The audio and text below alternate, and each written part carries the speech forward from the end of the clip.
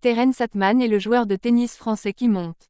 La nuit dernière, il affrontait le 9e meilleur joueur du monde, Holger Rune, lors des quarts de finale du Master 1000 de Cincinnati et il l'a battu.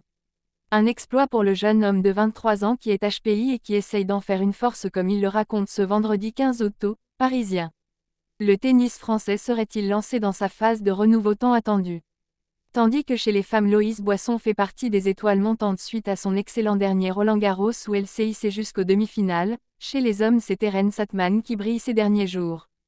Engagé dans le Master 1000 de Cincinnati, le Français de 23 ans fait des émules. Après avoir battu le 4e meilleur joueur du monde, Taylor Fritz, en 8e de finale, Terence Atman s'est offert Holger Rune cette nuit lors des quarts de finale. Le Français s'est imposé sur le score de 6-2, 6-3, avec la manière donc. 136e joueur mondial, le Français s'est exprimé après ce nouvel exploit. C'est la plus grosse victoire de ma carrière, j'en perds les mots, c'est exceptionnel. Terence Atman a découvert par hasard qu'il est HPI. HPI, au potentiel intellectuel, Terence Atman a découvert qu'il était doté d'un QI supérieur à la moyenne lorsqu'avec sa maman il a passé un mauvais examen. On devait faire un test cardiaque pour la fédération, et on s'est retrouvé à faire un test officiel de QI qui a duré 11 heures. C'était vraiment un hasard. On s'est rendu compte que, intellectuellement, j'étais supérieur à la moyenne, QI 158, explique le tennisman français aux Parisiens dans l'édition de ce vendredi 15 août du quotidien. À la question de savoir si être HPI est un avantage ou un handicap dans le tennis à haut niveau, Terence Atman fait savoir que c'est les deux. Ça peut être à double tranchant sur le terrain.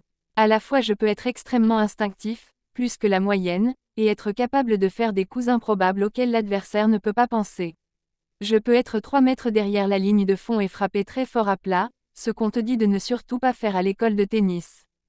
Par contre, si je commence à trop réfléchir, je peux vriller, explique-t-il dans un premier temps.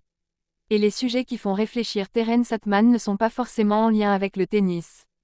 Ça peut être des choses banales. Je peux être à fond sur la météo qu'il va faire demain entre 2 points. Ce sont des choses qui n'ont rien à voir avec la rencontre. Ça peut me faire perdre des matchs. Ça me rend un peu fou sur le terrain, très nerveux.